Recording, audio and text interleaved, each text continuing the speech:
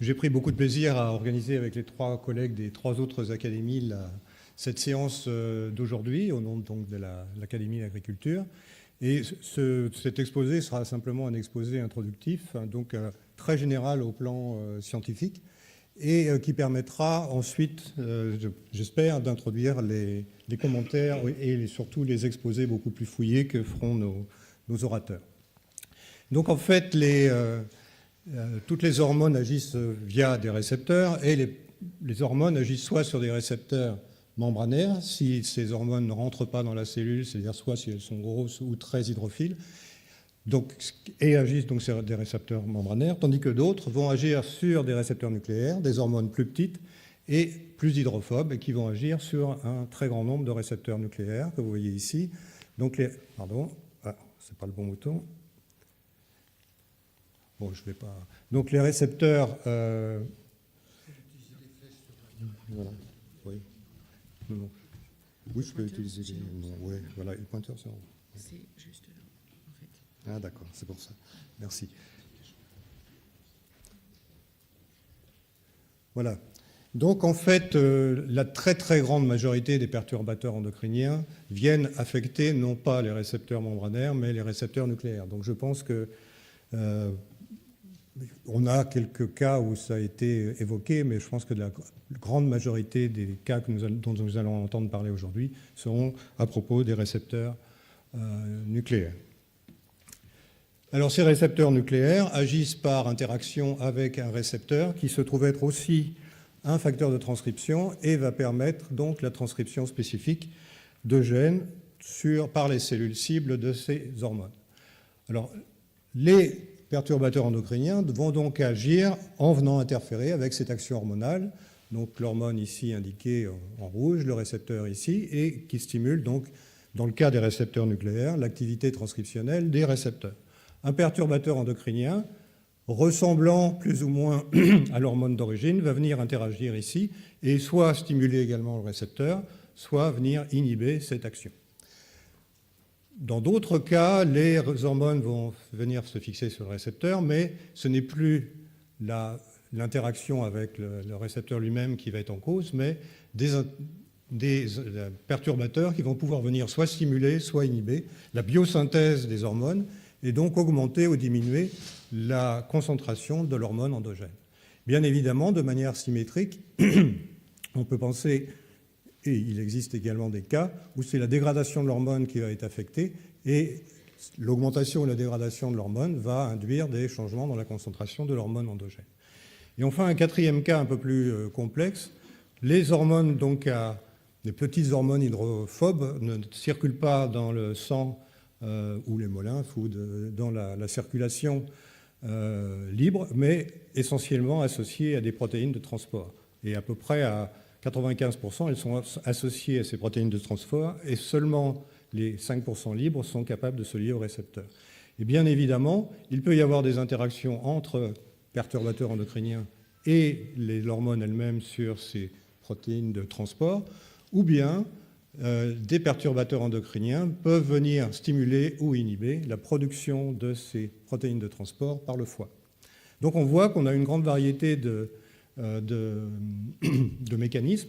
Le mécanisme essentiel est souvent pris en compte étant celui de l'interaction directe avec les récepteurs, mais néanmoins, les 3 autres mécanismes, et peut-être d'autres, doivent être pris en compte également.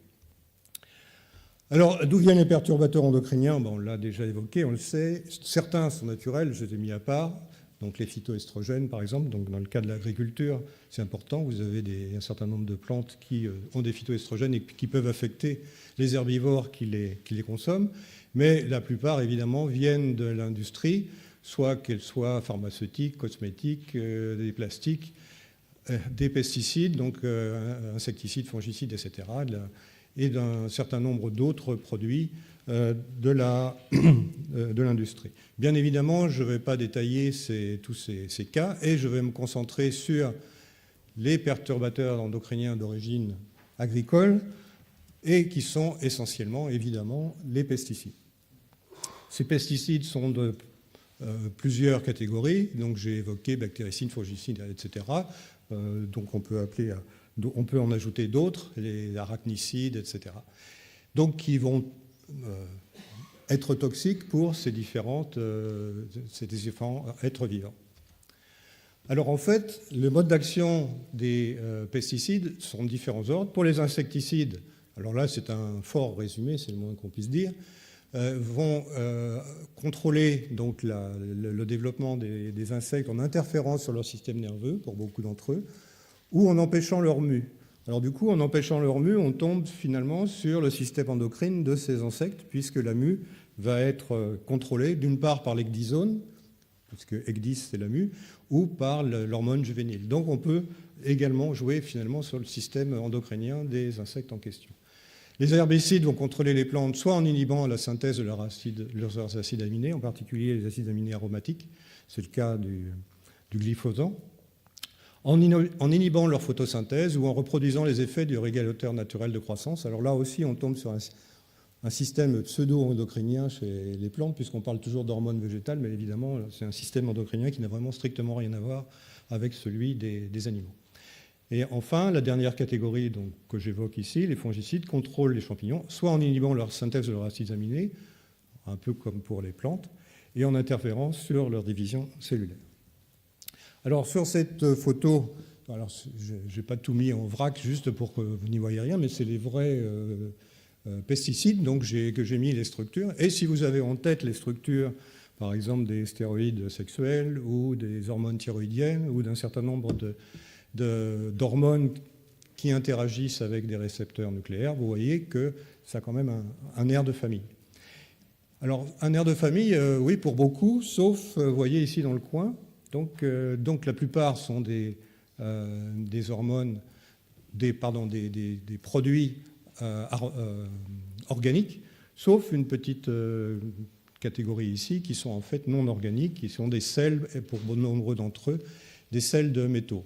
Par exemple, ici, vous avez le CuSO4, donc le sulfate de cuivre, qui est en fait la fameuse bouillie bordelaise, dont on dit que bon, ça ne craint rien, c'est bio, mais bon, on sait qu'un certain nombre de métaux agissent sur les récepteurs nucléaires et peuvent avoir un effet donc, de perturbateur endocrinien. Donc je serai moins affirmatif sur cette conclusion.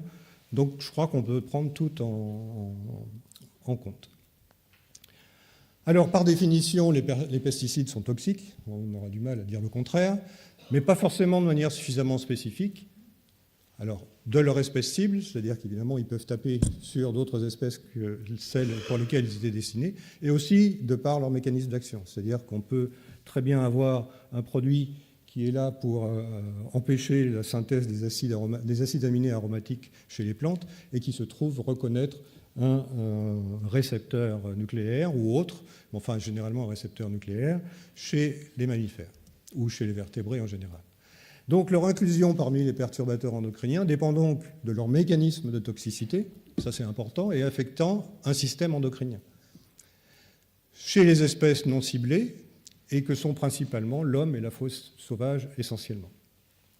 Alors je crois que parmi les sujets de discorde à propos du fameux texte de juin dernier, 2016, de la Commission européenne, le problème que seulement l'homme ou trop spécifiquement l'homme était cité plutôt que l'ensemble des espèces, je pense que c'était un des cas de conflit. Alors l'évaluation du risque, en fait, donc,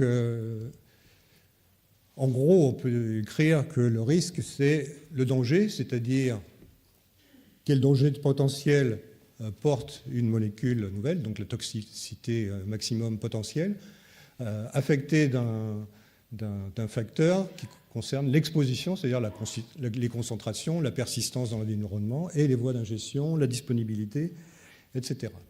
Donc là, je me fais quand même le plaisir de mettre au moins une courbe qu'on a faite dans notre laboratoire dans le cadre d'un contrat européen qui s'appelait Food and Fecundity, donc c'était vraiment alimentation et fertilité, et où vous voyez ici la comparaison de deux hormones à activité, donc c'est in vivo, à l'activité utérotrophique, sur l'éthénylestradiol, qui est donc l'estradiol présent dans les pilules contraceptives, et le BPA dont il a été question tout à l'heure, bisphénol A, qui intervient donc dans la fabrication des plastiques.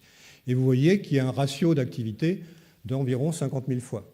Alors, en général, les industriels ou les lobbies vont dire, vous voyez, la puissance du BPA est 50 000 fois inférieure à l'éthylèstradiol ou à l'estradiol. Donc, il n'y a pas de problème. Sauf que l'éthylèstradiol, c'est la production industrielle, c'est 1 tonne par an, et celle du BPA, c'est 3 millions de tonnes par an. Alors, ça ne suffit pas de dire ça, parce que si tout le BPA était vraiment complètement polymérisé et qu'il n'y avait pas de relargage, on pourrait dire, s'il n'y a pas d'exposition, il n'y a pas de risque. Mais évidemment, il y en a un. Et l'éthylèstradiol, je ne parle évidemment pas des femmes qui le prennent à titre contraceptif, mais de la population générale. Et si ça se trouve dans l'eau ou ailleurs, ça devient un perturbateur endocrinien. Donc à ce moment-là, on a un ratio qui est énorme, mais là, le problème est de savoir quelles sont les expositions relatives des deux produits pour pouvoir les comparer. Alors là, j'ai juste listé un certain nombre de questions qui vont à tout. Donc je parie qu'il va être question au cours des futurs exposés, qui sont d'une part les fenêtres d'exposition. Donc il est évident que les phases de développement fœtal et néonatal sont particulièrement sensibles. Le BPA en est un exemple aussi. Aussi, considérer aussi les expositions professionnelles par rapport à l'exposition générale. Dans le cas des pesticides, il est évident qu'un paysan qui épand ses champs avec des pesticides est beaucoup plus exposé que le consommateur en bout de chaîne. Mais ça n'empêche qu'il faut étudier les deux cas. Les effets cocktails, alors ma diapo de tout à l'heure avec toutes les structures mélangées, ça donne une idée un peu de l'effet cocktail, c'est qu'évidemment, on n'a pas qu'un seul perturbateur endocrinien à la fois, et je pense que c'est un des aspects qui va être abordé par nos conférenciers. Et il y a des possibilités d'additivité, d'antagonisme et de synergie entre les produits, parce qu'ils peuvent aussi agir sur différentes étapes ou selon différents mécanismes, les uns par rapport aux autres, les mécanismes que j'ai présentés plus haut. Possibilité d'effets qui ne soient pas monotones, par exemple des courbes en U, ça je sais parce que j'ai lu les résumés qu'il allait en être question. Et donc là, je pense que, est-ce que c'est une propriété des perturbateurs endocriniens ? On nous le dira, mais moi j'ai plus l'impression, mais peut-être que je me trompe, que c'est plus une propriété du système endocrine qui, de par sa complexité, peut être stimulé d'un côté, inhibé de l'autre, d'abord stimulé, ensuite inhibé, etc. Je ne sais pas exactement, donc je ne suis pas spécialiste de cette question-là, et donc c'est avec beaucoup d'intérêt que je suivrai cet aspect-là. Et le reste aussi, bien sûr. Mais les essais in vivo, alors à mon avis, sont indispensables parce que si on se limite, vous avez vu que les mécanismes sont très différents, et si on se limite à des systèmes in vitro, on risque de ne cibler que les interactions avec le récepteur, par exemple, et donc il peut nous échapper les autres mécanismes. Donc l'intérêt des tests in vivo est évident, mais il faut savoir le faire avec le moins d'animaux possible, puisque comme vous le savez, on nous appelle, à juste titre, je pense, à diminuer l'utilisation des animaux de laboratoire. Et les espèces d'intérêt sont essentiellement l'homme et la faune sauvage, et bien évidemment, les études doivent concerner ces différents aspects. Alors pour finir, je voudrais faire juste une diapo de publicité, si j'ose dire. Au moment où on a été invité à participer à cette session interacadémique sur les perturbateurs endocriniens, une session sur les perturbateurs endocriniens et agriculture était dans les tuyaux à l'Académie d'agriculture. Donc on l'a simplement repoussé à plus tard pour profiter d'abord de tout ce qu'on va apprendre aujourd'hui, donc à l'automne 2017. Et bien sûr, tous ceux qui sont intéressés sont cordialement invités et ce sera avec plaisir que nous les recevons. Je vous remercie de votre attention.